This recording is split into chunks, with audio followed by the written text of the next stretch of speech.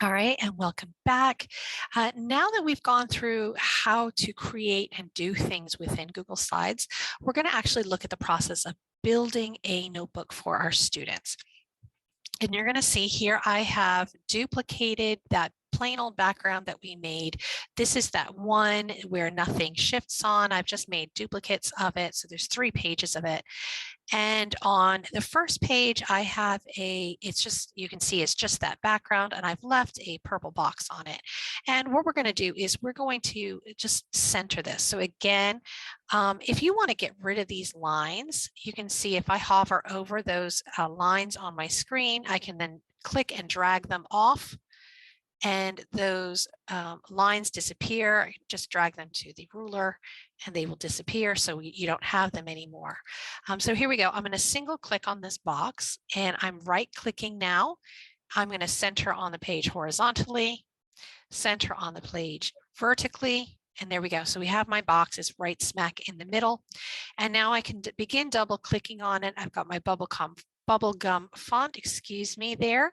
I'm going to align it to the center and to the middle. And so I can give my document its title, My Digital Interactive Notebook. Okay, and I'll highlight it, and I can just click that plus, so I can keep making it as big as I want, or I can go on the number and drag down to what I want, or if it's a very specific size that I want, I can actually type that number in. So we're going to go up to 30. Actually, no, we're going to keep going bigger. Let's make that nice and big, and we're going to make that purple because, well, why not? So there we go. We have purple. So we have our cover page made now. Again, this is an item that we can shift around, but that's okay. The first thing I wanted to show you is how to make those tabs. If you look in your notebook that you have been provided with, which has all the notes and how to do all these things so that you can go back and reference it, you'll see that there are, I'll show you that here real quick and share the right screen here. So share. So here we go on this notebook. This is that workbook that you have. Nice pink and blue and gold. And you'll see there are these tabs here. Okay. And if I click on it, single click on it, I can then navigate to a specific slide in my notebook. So let's show you how to make those. Let's go back to our working document. There we go. This is done simply by going to my shape tool, clicking on it, and you'll see there's shapes, all these different shapes. Somewhere around the middle is a snip and round single corner, and then that's the one that you want. So it's a flat bottom and rounded tops. So I'm going to click on that, and then I can build my tab that way. Again, this is where that rotation tool comes in really handy. I'm going to drag that rotation tool and just turn it till it's at 90 degrees, and then I have a sideways tab, and it's as simple as that. All right. I'm dragging it over to the far corner, and there we go. I can make as few or as many as I need. What I tend to do is I make one, and then start duplicating them, and then personalize the ones as I need them. So in this case, let's get rid of that gray. We're going to go with the white here because it's nice and easy to see on here. And we can make it so that there is no background. So I'm going to go on to the border color and transparent. So you can see it's just a plain white. Now that red, little bit of red you see around it is from the redwood in the background picture. For me to personalize that, I can then just double click on it, and you're going to see it's going to the words are going to type sideways, but that's okay. Remember, that's what tabs would look like anyway. So let's make this a nice, easy font that's easy to read. Alada is a good one, and center it. And we can go table of contents. Oh, it's too big. What do we do? What do we do? So again, we highlight the text, and we can just keep shrinking it until it fits in the space. Okay. So I've got my first one, and then I can right click and copy and paste, or I can simply single click on that item and Command D or Apple D on a Mac, and it will automatically duplicate.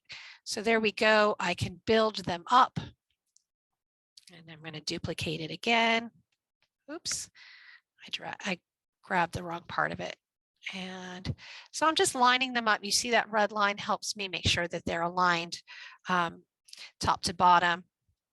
And I'll duplicate it one more time. There we go. Sorry.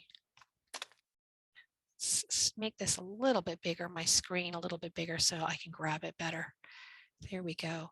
And you know what? Maybe I need more than what will fit. So what I think will fit. So I make another one. And what I'm going to do is I am going to the zoom button. I don't want to hit the button itself because it's going to make it bigger. I'm going to hit the arrow next to it so I can zoom out. And we can grab, single click, and drag and drop that there. Now what I'm going to do, you can see my tabs are going off the page. That's not going to work for me, right? Go. Let's move that right up to it. There we go. All right, so what I'm going to do is I am going to create a box around it. So I'm going to select all of them. It's much easier to do that box around all of them rather than trying to click and select, press the shift key and select each one. So create the box around each of them. So I've got all of them there, and then I'm going to grab that box right smack in the middle, and I'm going to drag it up to the bottom of my page. And what it has done is it automatically created, shrunk them down to make sure that they all fit in that space. And so let's zoom in again, zoom in so you can see that a little bit better. There we go. And you can see that they all fit. If then I can change my size of the tabs as I need to. So maybe this one is unit 1, whatever I'm putting in my sections, unit 2, unit 3, and then maybe my last section is my glossary. All right. And so there we go. I have my first page. I'm going to slide down to page 2, and I'm going to start building my table of contents. And of course, the table of contents is something that you can't finish until you have finished your entire Google interactive workbook. But we can start. So here we go. I'm going to hit a text box, table of contents. Let's go back to my bubblegum sands because I really like that right now. Okay, there we go. Again, I can change my color and make it a little bit bigger. Now, there are 2 ways you can do this. You can create a text box and just begin typing your table of contents that way.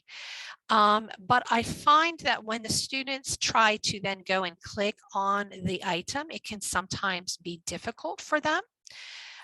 So instead, I like to use shapes and create boxes. Okay, so there we go. And again, we'll change the color. Let's make it pink this time. Oops, pink and pink. And our text inside will be white. Let's center that and get the Alada back. All right, so unit 1. You know what, I need that, make that a little bit bolder. So I'm going to select all, click on bold, make it bigger. I can duplicate that. And you'll see, especially after you create more than one, let's duplicate it again. And you see there are these bars, these blue bars that appear, little boxes that help you make sure everything's in alignment. So there we go. We have unit 1. Let's see, 1, 2, 3, units 1, 2, 3. We're going to duplicate this page as well. Duplicate slide. So we have that at the bottom.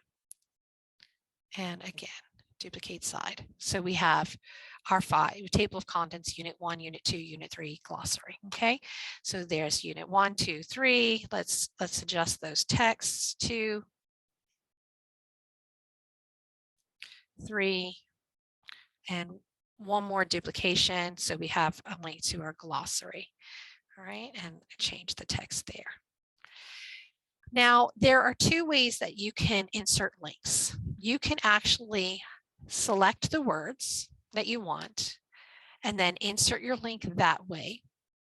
Or you can just do it for the whole box. And I find, especially with little fingers, the whole box works a whole lot better. So I select my box and then I insert link. Now, in this case, I want to make sure it's going to go to the slide that will be Unit 1.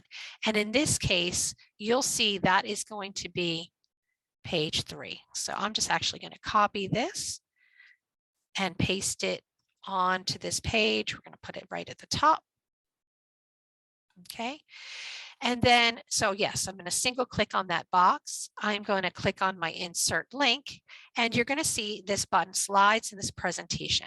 You never want to select next slide or first slide. You want to select a specific slide, because what happens if you add pages to your document, it will mess up your links tremendously. So we go to select slides in this presentation, click that arrow next to it, and all the slides appear. Now I can see from my preview bar on the left side that I know it's slide number 3. So I'm going to go to slide number 3, and there we go.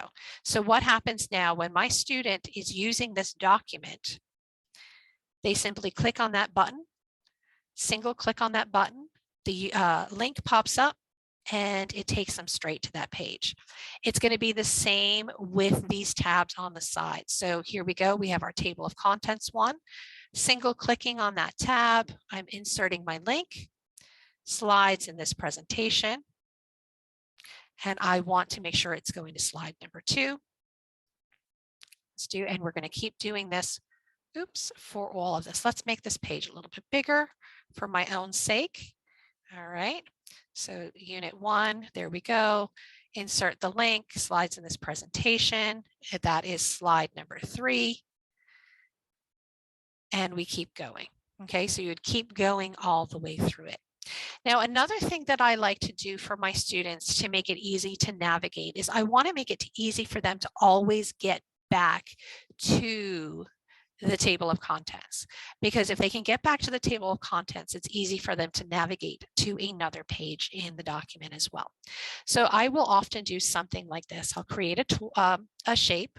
I'm a particular fan of a traditional star. There we go. Under callouts, we have the regular 5-point star. If I want to make it nice and even, I hit Shift again to make it even, and I make my star. And I always like to make this a color that really stands out. So yellow is a great color for this. Let's remove the border though. And I can, in tiny words, put table of contents. Let's highlight that and make it much smaller. And let's make, yes, let's go back to Alada, and we're going to make this really small. If you don't even have to have words in there if you don't want to. You can leave it blank and just teach your students that item is what will drag them back to the main page. Okay, so again, I make my star, I single click on it and go to the insert link, slides in this presentation. In this case, it would be, obviously it would be go to slide 2 because that's the slide the table of contents is on. So I make my first one, and I try to keep it in the same page on a spot on every page. So I've made it on my first one. I now simply copy it, select it and copy it, Command C, or right click and copy. And then I go to each page and I Command V and paste it. All right. And, or I simply, let's go to the next page. You can go to right click and hit paste, and it keeps pasting it in the exact spot on each page. So it doesn't matter what page my student is working on, they know, click that star and I can get back to the page that I want. Do double check your links though sometimes, because sometimes it doesn't work the way it is. If you need to adjust your slide link, okay, you click on the item, anything in here, any link that you've got, click on that item, and you'll see that remove link. You can remove that link, and clearly this went to the wrong one. So we're going to link it back. We want to make sure it's going to page number 2. Okay. And I think all of them did this. So yeah, they all went to the next slide. I must have clicked the wrong button when I did this one because we want it to all go to page 2. So that's what you can do. Just make sure that your slides are right. Again, your links are right, so that you have them, that they're going to the right page. Slides in this presentation, slide number 2. So yes, I did this for all of them. So to select, re-add the link, slide number 2. Did I fix this one? No, I started to and forgot. Slide number 2. So it doesn't matter what page my student is on. So let's go look at unit 1.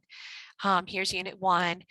They're done with this page. They click on the link and it takes them right back to the table of contents so that they can get on to work with the next item. So it's a really great way of helping them navigate. So you have the tabs at the front. Even if you only have one button there, if it's just the table of contents, that works as well. It really helps your students to be able to navigate throughout that document.